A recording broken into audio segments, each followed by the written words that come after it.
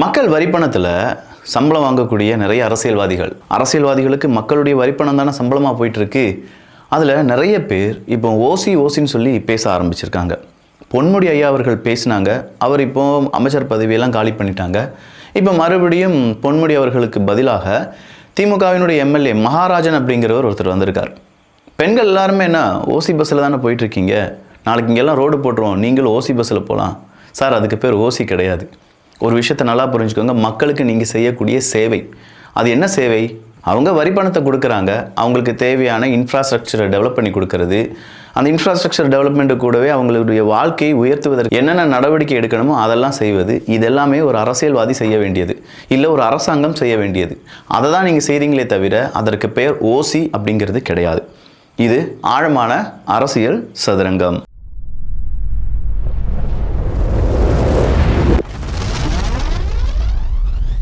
இந்த ஓசி பஞ்சாயத்து என்னைக்கு முடியும் அப்படிங்கிறது தெரியல.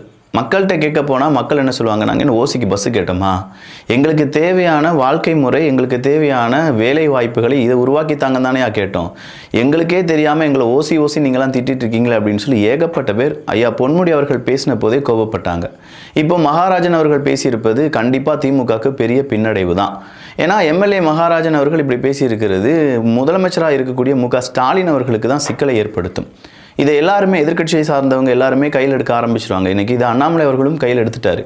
என்ன சொல்லியிருக்காரு, இந்த தைரியம் எங்கேருந்து வந்துச்சு, மக்களுக்கு ஓசியா இல்லை பெண்கள் ஓசியா அங்கே பயணத்தை மேற்கொள்கிறார்கள் அப்படின்னு சொல்கிறதுக்கான தைரியம் எங்கேருந்து வந்துச்சு அப்படின்னு சொல்லி ஒரு கேள்வியை கேட்டிருக்கார்.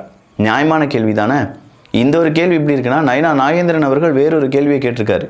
திருப்பூர் மாவட்டம் சேனாதிபாளையம் கிராமத்தில் ஆடு மேய்க்க சென்ற முதிய தம்பதியினரான வேலுச்சாமி, சாமியாத்தாள் ஆகியோர் பட்டப்பகலில் கல்லால் அடித்து மர்ம முறையில் கொலை செய்யப்பட்டிருப்பது பெரும் அதிர்ச்சி அளிக்கிறது. சிவகிரி இரட்டை கொலை, ஈரோடு மூதாட்டி கொலை என தொடர்ந்து கொங்கு பகுதியில் வாரம் ஒரு கொலை சம்பவம் நடப்பது சட்டம் ஒழுங்கு சீரழிந்துள்ளதை படம் பிடித்து காட்டுகிறது. முதியவர்களுக்கு கூட பாதுகாப்பு அளிக்க இயலாத அளவுக்கு திராவிட மாடல் அரசு திறனற்ற நிலையில் இருக்கிறதா?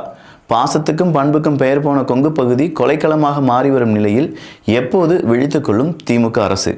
வழக்கம் போல தற்போதும் விசாரணை என கண் துடைப்பு நடவடிக்கையில் ஈடுபடாமல் உடனடியாக தனிப்படை அமைத்து கொங்கு பகுதியில் முதியவர்களை தாக்கும் கயவர்களை கைது செய்து மக்கள் பாதுகாப்பை மேம்படுத்த வேண்டும் என முதல்வர் திரு மு.க. ஸ்டாலின் அவர்களை வலியுறுத்துகிறேன். ஸோ இந்த கொங்கு பகுதி அப்படிங்கிறது கொலைக்களமாக மாறி வருகிறது அப்படிங்கிறத நயினார் நாகேந்திரன் அவர்கள் பதிவு செஞ்சிருக்கார். இவர் மட்டும் கிடையாது, இது அண்ணாமலை அவர்களும் பதிவு செய்திருந்தார்.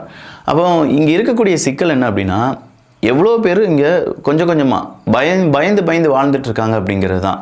தனியாக யாருமே ஒரு வீட்டில் பண்ணை வீட்டில் இருக்க முடியலை, இல்லாட்டி நகை போட்டு வீட்டுக்குள்ளே சாதாரணமாக இருக்க முடியல அப்படின்னு சொல்கிற ஒரு பெரும் பிரச்சனை ஒட்டுமொத்தமாக கொங்கு பகுதியை சூழ்ந்திருப்பதாக நயனா நாகேந்திரன் அவர்கள் கூறுகிறார்கள். இதற்கு மு.க. ஸ்டாலின் அவர்களுடைய அரசாங்கம் என்ன செய்ய போகிறார்கள் அப்படிங்கிறது அடுத்ததாக வைத்திருக்கக்கூடிய கோரிக்கை தான். இதை அண்ணாமலை அவர்கள் எப்படி சொல்லியிருக்காருன்னா, தொடர்ந்து கொங்கு பகுதியில் வயது முதிர்ந்தவர்கள் கொலை செய்யப்படுவது காவல்துறை இதுவரை எடுத்ததாக கூறும் நடவடிக்கைகள் கேள்விக்குறியாக்கியிருக்கிறது.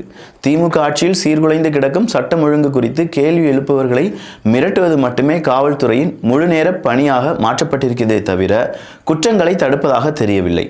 வெறும் விளம்பரங்கள் மக்களை காப்பாற்றாது. கொங்கு பகுதியில் தொடரும் இது போன்ற படுகொலைகள் குறித்து தனது பொறுப்பை தட்டி கழிக்காமல் முதலமைச்சர் திரு மு.க. ஸ்டாலின் அவர்கள் தமிழக மக்களுக்கு விளக்கம் அளிக்க கடமைப்பட்டிருக்கிறார். விளக்கம் கொடுப்பாரா அப்படிங்கிறத பொறுமையுடன் நாம காத்திருந்து எதிர்பார்ப்போம். அடுத்ததா திருமாவளவன் அவர்களுடைய சத்தியம்தான். என்ன ஆனாலும் சரி, நாங்கள் திமுக கூட்டணி விட்டு வெளியேறும் மாதிரி எங்களுக்கு ஐடியாவே கிடையாது. சீட்டு அதிகமாக கேட்டு பார்ப்போம், பட் எலெக்ஷன் திமுகவினுடைய வெற்றி, இதனால் சீட்டு கம்மியாக இருந்தாலுமே கிடைச்சாலுமே நாங்கள் திமுக கூட்டணியில் தான் இருப்போம் அப்படின்னு சொல்லியிருக்காரு திருமாவளவன் அவர்கள்.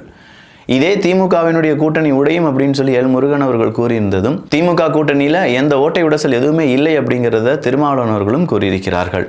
இந்த நேரத்தில் சிபிஐஎம்னுடைய சண்முகம் அவர்கள் பேசின பேச்சு இன்னைக்கு ரொம்பவே வைரல்.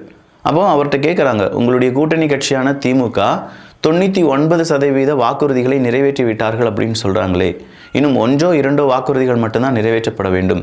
பழைய ஓய்வூதிய திட்டம் அதை நிறைவேற்றி விட்டார்கள் அப்படின்னா அவங்க 100% வாக்குறுதிகளை நிறைவேற்றி விட்டார்களா அப்படிங்கிற கேள்வி கேட்கப்படுது. அதற்கு சண்முகம் அவர்கள் சொல்கிறாங்க, பத்திரிகை நிருபர் நீங்கள் உங்கள் வீட்டில் மாதம் மின் கட்டணம் அப்படிங்கிறது வசூலிக்கப்படுகிறதா? இல்லை. அப்போ இந்த கேள்வியை அவர் சொல்லும்போதே நீங்கள் அவரை பார்த்து கேட்டிருந்தா அதற்கான பதில் கிடைச்சிருக்கும். ஒரு வாக்குறுதி அப்படின்னு சொல்லும்போது இங்கே ஏகப்பட்ட வாக்குறுதிகள் இருக்குது. சொல்லப்போனால் மக்களுக்கு நன்மையானது மட்டும் இல்லாமல் ஒரு விரும்பத்தக்க ஆட்சியை திமுக நடத்தவில்லை அப்படின்னு சொல்லி ஒன் இந்தியாவுக்கு இந்த சண்முகம் அவர்கள் பேட்டி கொடுத்தது இன்னைக்கு படுவைரல்.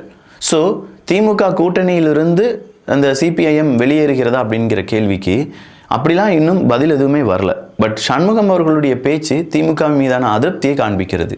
பரந்தூர் விமான நிலையம் முதல் நிறைய மக்கள் அவங்களுடைய குடிசையிலிருந்து அவங்களுடைய வீடுகளிலிருந்து அப்புறப்படுத்தப்பட்டு, அதே நேரத்தில் அந்த பக்கமாக காசா கிராண்டாக இருக்கட்டும், மாதா காலேஜாக இருக்கட்டும், அதன் மேலே யாருமே எதுவுமே செய்ய மாட்டேங்கிங்களே அப்படிங்கிற கேள்வியாக இருக்கட்டும், சண்முகம் அவர்கள் இன்னைக்கு உண்மையான கம்யூனிஸ்ட் தலைவராக அவருடைய பேட்டியை கொடுத்திருந்தார். திமுக கூட்டணியில் இருக்கக்கூடிய ஏதோ ஒரு கட்சி கூட நீங்கள் பேச்சுவார்த்தை நடத்திட்டு இருக்கீங்களாமே அப்படிங்கிற கேள்விக்கு நயினா நாகேந்திரன் அவர்கள் கொடுத்த பதில், பேச்சுவார்த்தை நடந்துட்டு தான் இருக்குது, ஒரு கட்சி கூட நாங்கள் பேச்சுவார்த்தை நடத்திட்டு தான் இருக்கோம்.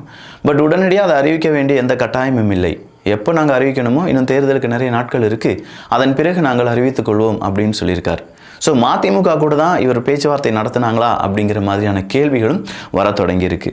அதற்கு மதிமுக கூட நாங்கள் பேச்சுவார்த்தை நடத்தவில்லை அப்படின்னு சொல்லியிருக்காங்க. எடப்பாடி பழனிசாமி அவர்களை முக ஸ்டாலின் அவர்கள் வேஷம் போடும் போலி விவசாயி அல்ல, பச்சை துண்டை தோளில் போட்டுக்கிட்டு வேஷம் போட்டு அலையக்கூடிய போலி விவசாயி அல்ல நான் அப்படின்னு சொல்லியிருக்கார். பச்சை துண்டு அப்படின்னு சொன்னோன்னே எடப்பாடி பழனிசாமி அவர்கள் இந்த பச்சை துண்டு போட்டுலாம் விவசாயிகளுக்காக நிறைய விஷயங்கள் செஞ்சுருக்கார்ல, இப்போ அந்த விஷுவல்ஸை காண்பித்து இதுக்கு பதிலடி கொடுக்கும் விதமாக அதிமுகவினுடைய ஐடி விங் ஒரு கருத்தை தெரிவித்திருக்கிறார்கள். விவசாயிகளுக்கு ஒரு பிரச்சனை என்றால் விவசாயிகளின் பிரச்சனையை நீங்கள் தானே அப்படின்னு சொல்லியிருக்காங்க அதிமுகவினுடைய ஐடி விங்.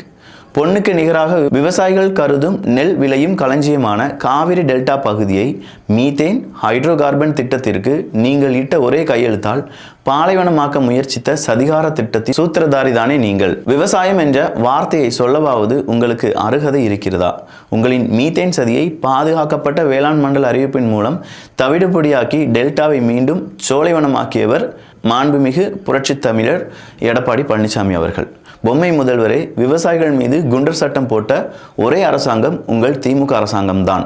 வேஷம் போடும் போலி விவசாயி என்று சொல்லும் மிஸ்டர் ஸ்டாலின் மாண்புமிகு புரட்சித் தலைவர் அடிக்கடி உங்களை பார்த்து சொல்வாரே, அதையே நாங்கள் சொல்கிறோம், அது கண்ணாடி சார் இப்படின்னு சொல்லி ஒரு பெரிய பரபரப்பான செய்திகள் வெளியாகி இருக்கிறது. ஸோ இந்த இடத்துல நம்ம பார்க்க வேண்டியது என்ன அப்படின்னு பார்த்தீங்கன்னா, அதிமுக திமுக பெரிய அளவில் அவங்களுடைய அரசியலை செய்ய ஆரம்பிச்சிருக்காங்க.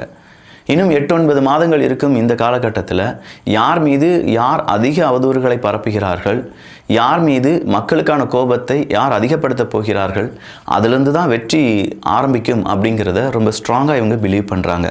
பட் மக்கள் இந்த ட்ராப்பில் விழுந்துடக்கூடாது. எல்லாருமே யோசிக்கிற மாதிரி மக்கள் நாம் யோசிச்சிட்டோம்னா சரிப்பட்டு வராது. இந்த இடத்துல 2 பேருமே மாற்றி மாற்றி அவதூறுகள் சொல்வது அப்படி நிற்கட்டும், நாம் அனலைஸ் பண்ணணும். இன்றைக்கி 11வது வகுப்பு படிக்கக்கூடிய ஒரு மாணவியை அந்த 8வது 9வது 10 இன்னும் ஏதோ அப்படி 4 மாணவர்கள் சேர்ந்து கூட்டு பாலியல் வன்புணர்வு செஞ்சாங்க அப்படிங்கிற ஒரு செய்தி வெளியாகுது. இன்னொரு செய்தியில் 11வது படிக்கக்கூடிய ஒரு பெண்ணை அங்கே இருக்கக்கூடிய ஒரு வேன் டிரைவர் பாலியல் வன்புணர்வு செஞ்சார் அப்படிங்கிற ஒரு செய்தி வெளியாகுது மயிலாடுதுறையில். இதெல்லாம் பார்க்கும்போது சொசைட்டிக்கு நம்ம தவறான ஒரு வழிகாட்டுதலை ஏற்படுத்தி இருக்கிறோம். அதுவும் பெண்களுக்கு எதிரான குற்றம் அதிகமாகி இருக்கிறது அப்படிங்கிறத நம்மளால் மறுக்கவே முடியாது. ஸோ மக்கள் யோசிங்க. இவங்க யூஸ் பண்ணக்கூடிய சைக்காலஜிக்கல் வார்ஃபேரில் எதையுமே யோசிக்காமல் இவங்களுக்கு தான் என்னுடைய ஓட்டு அப்படின்னு சொல்லி ரொம்ப பெரிய அளவில் வீழ்ந்து விட வேண்டாம். இன்வெஸ்ட் பண்ணலாம், நல்லதை பகிர்ந்து நல்ல சமுதாயத்தை உருவாக்குவோம். நன்றி, வணக்கம்.